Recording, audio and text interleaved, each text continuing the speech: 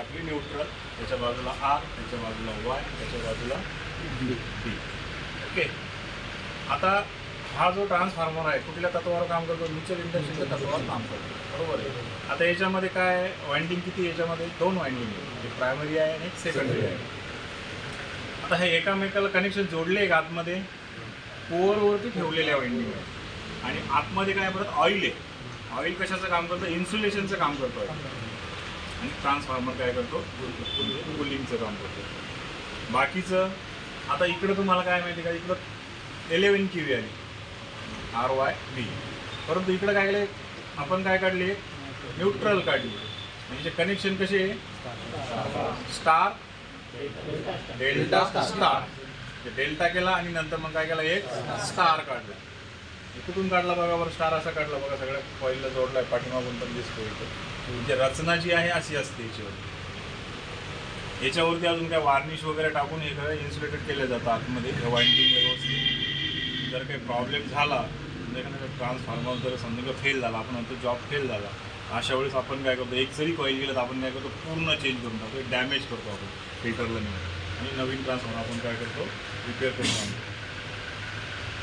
आता ट्रान्सफॉर्मर हा साईटवरती आपण ज्यावेळेस बसवलेला असतो. आता समजून एक डिओ गेला तर काय होतं? 2 फुल आणि एक डिओ. बरं, आता तुम्ही नवीन आहे, मला एक कशी संकल्पना सुचली की समजून घ्या, आपले डिओ आपण काय करतो? आता काही ठिकाणी काय केले आपण? आडवे डिओ केले, काही ठिकाणी उभे आहे. परंतु आपल्या लक्षात येतं का डिओ गेला का काय झालं म्हणून? असं एवढं क्लिक होतं का आपल्याला? किंवा ट्रान्सफॉर्मर बंद आहे असं क्लिक होतं का?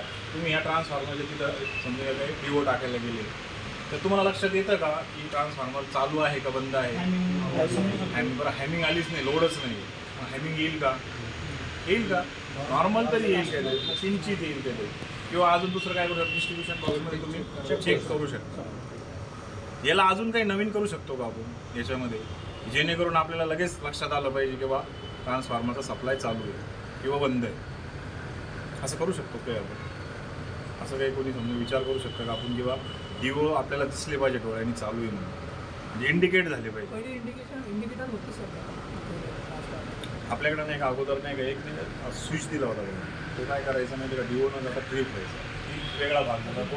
म्हणजे ट्रान्सफॉर्मर फेल्युअरचे प्रमाण कमी झाले होते, कालांतराने ते आले नाही आपल्याकडे. कशामुळे नाही आले, काय नाही आले, ते आपण त्याच्यामध्ये जायचं नाही. परंतु माझ्या डोक्यामध्ये एक संकल्पना, म्हणजे ह्या काल परवाच्या विषयामध्ये मी असं सहज बघत होतो, बसत होतो, बघितलं. मला असं काय वाटलं माहिती आहे का, की याच्यामध्ये आपण एक स्ट्रिप टाकू शकतो डिओच्या साईडला. म्हणजे ते मॅक्झिमम कुठं वापरता माहिती आहे का? ती काय करते माहिती आहे का? इंडिकेट करते. डिओच्या आपण लिंक जोडतो ना, त्या टाईपमध्ये तिला जोडायचं, त्याच्यामध्ये डिओ टाकून आणि ते टाकून द्यायचं. काय होईल, जोपर्यंत सप्लाय चालू आहे तोपर्यंत ती काय ब्लिंक होते मॅच, किंवा मग ते नाही का आपला उजेड दिसेल.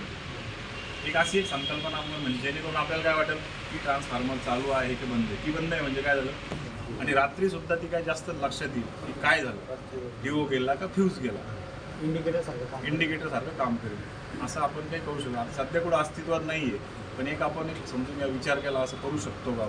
आणि खूप सोपं आहे बरं का ते. हे जास्त काही महागडी वस्तू पण नाही आहे. असं प्रायोगिक तत्वावर आपण जर असं केलं तर मला तरी वाटतं खूप चांगलं होईल. कारण सगळे जे अपघाताचं प्रमाण होतं ते पण कमी होईल त्याच्यावर.